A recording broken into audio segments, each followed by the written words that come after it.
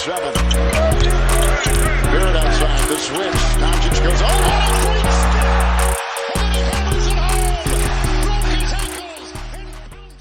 Oh, what's going on, guys? Welcome back to a brand new video. I hope all is well. Thank you guys so much for tuning into this video. I really do appreciate it. The New York Knicks just took care of business up against the Charlotte Hornets, and this is straight up a game you just have to win. You just came off of beating the Cleveland Cavaliers at home. You just came off of beating the Atlanta Hawks at home, and now you play an injury-riddled Charlotte Hornets team that is pretty much competing for Victor Wembanyama at this point. You have no LaMelo Ball in this game. You have no Gordon Hayward. You have no Martin. This is a chance to win 3 games in a row. This is a game you just straight up have to win. No excuses. You're on the road, but you still need to take care of business, and that's what the New York Knicks did. Sure, this was a scrappy, kind of ugly game when it came to the beginning of this game. It was close. It was competitive. Both these teams were atrocious from beyond New York, but at the end of the day, the New York Knicks defense was more stout for 48 minutes of basketball, as they forced the Charlotte to only make 5-6 threes in this basketball game. The New York Knicks perimeter defense has definitely been on point. They've been moving their feet better. They've been just really competing on that side of the ball, and I feel like the communication's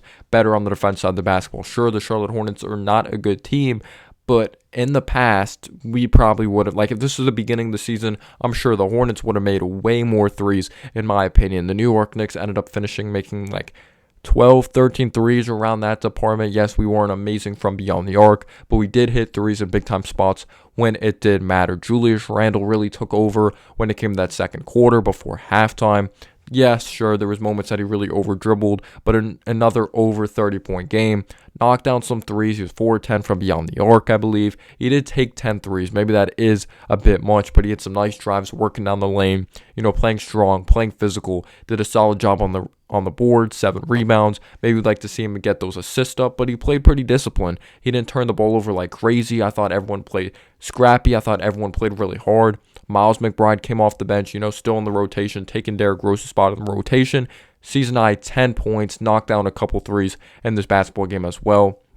I love the way he picks up guys full court. I love the way he just gets up in guys' jersey. And same thing with Quentin Grimes. Some people may only look at 11 points, or he kind of struggled from the outside. But if you truly watch Quentin Grimes, you see the true impact he has on this team. Just making the extra pass. Yes, maybe he had 0 assists in this game, but he has those pass to assist. He does a good job moving the ball around. It's very contagious, jumping the passing lanes. He had a nice dunk in transition, which was huge for this team, because when it looked like a moment in that third quarter, we're taking over. We're up double digits. The Charlotte Hornets go on a very nice run. Kelly Oubre's getting buckets. Terry Rozier's getting buckets as well. The New York Knicks do a really good job responding. We get a defensive stop. Quentin Grimes 2-handed slam. And then RJ Barrett hits a huge 3. And that's pretty much where the New York Knicks took over from there, because it was a well-balanced attack. Quickly was contributing coming off the bench. We even saw some Sims action. Yes, he didn't play a crazy amount of minutes, but you see the athleticism he brings to the table, and just how he sets these hard screens, and his potential as a rim protector, just being more disciplined on that side of the ball.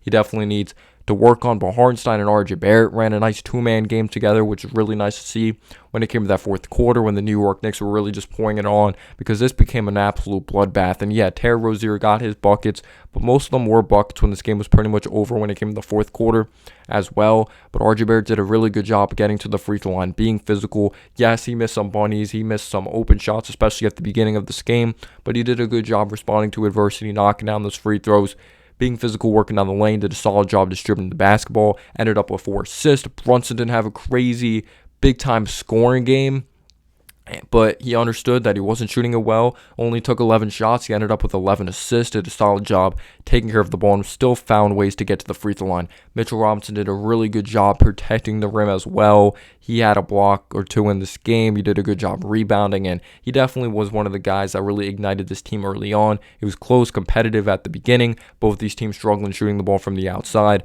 but the New York Knicks hit shots when it mattered most to really take over this game, as we forced the Charlotte Hornets to only make like 5 or 6 3-pointers. This New York Knicks defense has definitely been stout the last 3 games. Hopefully they keep it up, especially the perimeter defense. And the Charlotte Hornets were missing guys like LaMelo, like Gordon Hayward, Martin, like I mentioned. And the Charlotte Hornets team just flat out has not been good, like I mentioned, just pretty much fighting in that Victor Wembanyama sweepstakes at this point. But this Knicks team just played with a good energy. They did a good job boxing out. They did a good job distributing the basketball, and you really love seeing the effort by the New York Knicks. Maybe still Thibodeau, I still don't believe in him as the guy moving forward when it comes to longevity of this franchise. But you still love to see this Knicks team competing, but it's just also at the same time, can they keep it up? And will it be worth winning these games when it comes to the future? I know it's best to live in the present, but I still need to see more from this club. We've looked good lately, but let's see what the New York Knicks look like moving forward. But can't be mad at this effort by the New York Knicks. I thought the New York Knicks did a good job playing on both ends of the floor. Just everyone really had their contribution to this basketball game. Just Julius Randle, another over 30-point game, knocking down threes, being physical. You just love to see the overall effort. Let me know down below your thoughts. Peace out, y'all.